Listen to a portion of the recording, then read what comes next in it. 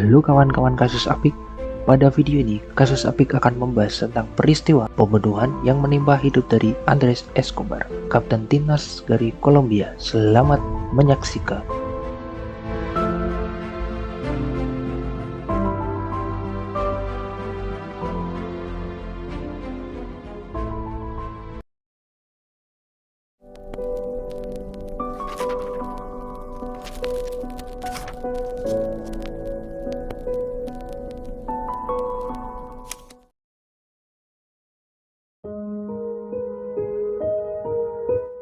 Pada umumnya, sebuah pergelaran sepak bola dunia selalu diwarnai dengan kebahagiaan karena Piala Dunia semestinya menjadi pesta untuk dunia sepak bola.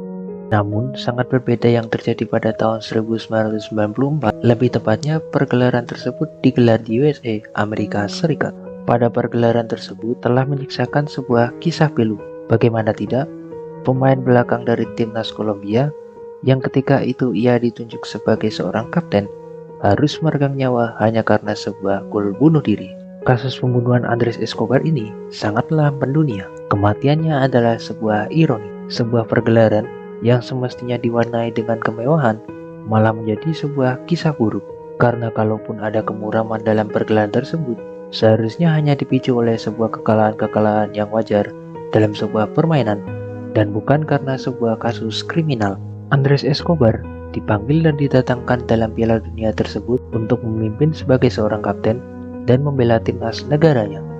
Pada waktu itu, seluruh skuad tim Kolombia memantapkan diri untuk datang dan melaju terbang ke turnamen.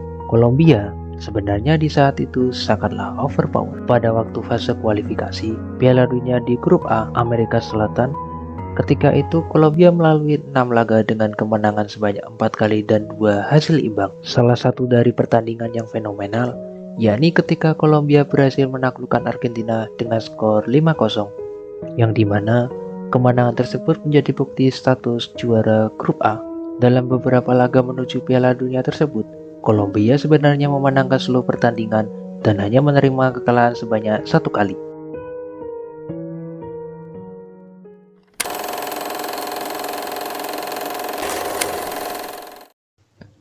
Andres Escobar lahir pada tanggal 13 Maret tahun 1967 di Medellin, Kolombia. Sedari kecil, Andres Escobar ini sudah sangatlah mencintai yang namanya sebuah sepak bola. Karena kecintaannya kepada sepak bola tersebut, ia pun dan teman-teman sekolah menciptakan sebuah tim sepak bola di sekolahnya. Hingga dia dewasa, Andres Escobar dengan kakaknya yang sama-sama mencintai sepak bola memantapkan diri untuk menyalurkan hobinya hingga ke kancah profesional. Berkat seringnya dalam berlatih dan tidak menyia-nyiakan bakatnya, ia pun berhasil direkrut oleh sebuah tim bola di kotanya ia tinggal bernama Atlético Nacional. Sedari awal, Andres Escobar selalu bermain di bagian bek tengah, dan lebih uniknya lagi, dalam beberapa laga Andres Escobar mempunyai nama julukan, yakni El Caballero del Fútbol, atau dalam bahasa Inggrisnya Gentleman of Football. Julukan tersebut diberikan padanya bukan hanya karena sebuah kiasan belaka. Julukan itu didapatkan dirinya lantaran sering bermain dengan sopan, tenang, dan juga bermain secara bersih. Akan tetapi, dari sifatnya yang lembut tersebut, bukan berarti takdir atau hidup dapat dipilih, tetapi takdir tersebutlah yang memilih sebuah hidup.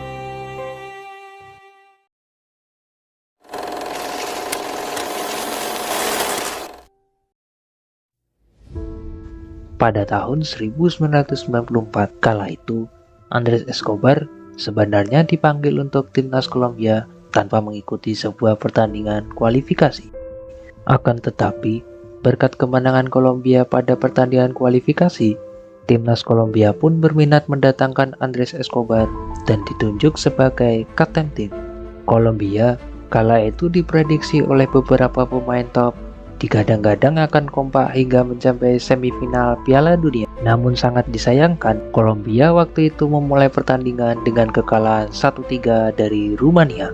Akibat dari kekalahan laga pertama tersebut, Andres Escobar pun dan teman-teman timnasnya sedang dalam kondisi tertekan di saat laganya yang kedua, yakni melawan tuan rumah USA.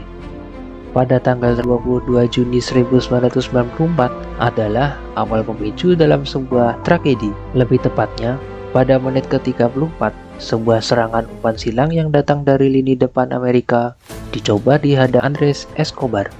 Andres Escobar melentangkan kakinya dalam posisi menghadap gawang sendiri. Naas, bukan bola keluar lapangan yang didapat, tapi malah melintir masuk ke gawang sementara kiper sudah terlanjur mati langkah ke sebelah kiri.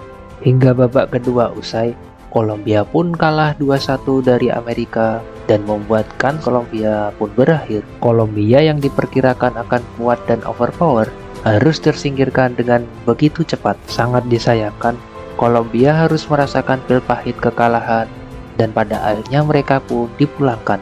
6 hari setelah kejadian on goal tersebut, tepatnya pada tanggal 2 Juli 1994, dimulailah tragedi hingga meninggalnya Andres Escobar.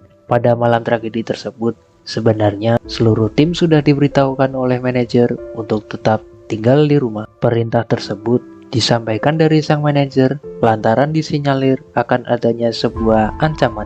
Akan tetapi, Andres Escobar memilih untuk keluar rumah dan mengajak beberapa teman-temannya menuju sebuah bar di kota Medellin. Tengah malam pun tiba, Andres Escobar pun memilih untuk pulang dikarenakan para pengunjung bar saat itu banyak yang mengejeknya lantaran membuat sebuah gol bunuh diri. Sesampainya dia masuk ke dalam mobil, sekelompok 3 orang pun mendatanginya dan ketika salah satu dari ketiga orang tersebut mendekat, orang tersebut pun menembakkan 6 peluru sembari meneriakkan gol di setiap peluru yang ditembakkannya.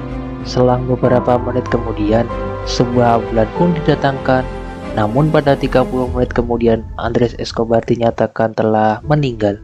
Pada penembakan tersebut, diyakini beberapa orang bahwa penembakan yang terjadi tersebut karena pembalasan atas sebuah gol bunuh diri.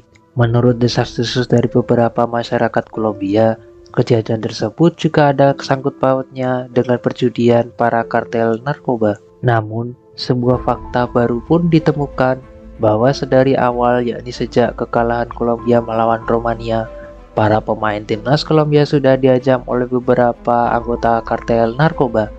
Hingga lebih parahnya lagi, salah satu keluarga dari anggota timnas kedapatan sebuah ancaman penculikan. Dalam kasus tersebut, pada akhirnya diselidiki oleh pihak kepolisian dan ditemukanlah sebuah bukti yang mencengangkan. Hasil sebuah penyelidikan tersebut, sebuah nama keluarga yakni Galon Brothers adalah dalam penembakan tersebut. Dalam peristiwa pembunuhan tersebut, kedua Galon bersaudara yakni Pedro Galon dan Juan Galon diketahui adalah seorang pemilik kartel narkoba. Ketika itu, diketahui bahwa mereka telah berpisah dari bos mereka. Setelah diselidiki kembali, ditemukan fakta bahwa bos mereka adalah seorang bernama Pablo Escobar. Fakta menjengangkan pun akhirnya terungkap. Pablo Escobar adalah seorang pemilik tim dari Atletico Nacional, yakni tim sepak bola yang ditempati oleh Andres Escobar dan juga kakaknya. Dalam kasus ini, Galon Brothers pun akhirnya dijatuhi hukuman, yakni 43 tahun penjara. Akan tetapi, diketahui Galon bersaudara telah menyuap sebuah jaksa penuntut umum dengan uang, yakni senilai lebih dari 3 juta US dollar. Uang suapan tersebut diberikan agar tuntutan penjara diarahkan oleh bodyguard mereka, yakni seorang bernama Humberto Castro Munoz, yang ketika itu ia sengaja dijebak oleh Galon bersaudara untuk melakukan penembakan tersebut. Hingga saat ini masih banyak orang berteori bahwa penembakan tersebut dilakukan karena para pemilik kartel ingin Andres Escobar itu mati lantaran mereka kalah berjudi dengan uang yang sangat besar. Pembunuhan Andres Escobar adalah salah satu kasus pembunuhan yang sangat brutal di dunia hingga ramai di dunia sepak bola. Dampak dari kasus tersebut, para media asing internasional pun meliput kasus tersebut, sehingga pada akhirnya kasus pembunuhan Escobar pun menjadi ramai dibicarakan publik sepak bola, dan akhirnya meramaikan jalannya pergelaran Piala Dunia, yakni pada tahun 1994 kala itu. Dalam pemakaman Andres Escobar, lebih dari 100.000 warga Kolombia berbondong-bondong datang dan berduka. Para pengunjung menyuarakan sebuah kata-kata, yakni sebuah ucapan agar sebuah keadilan harus ditegakkan.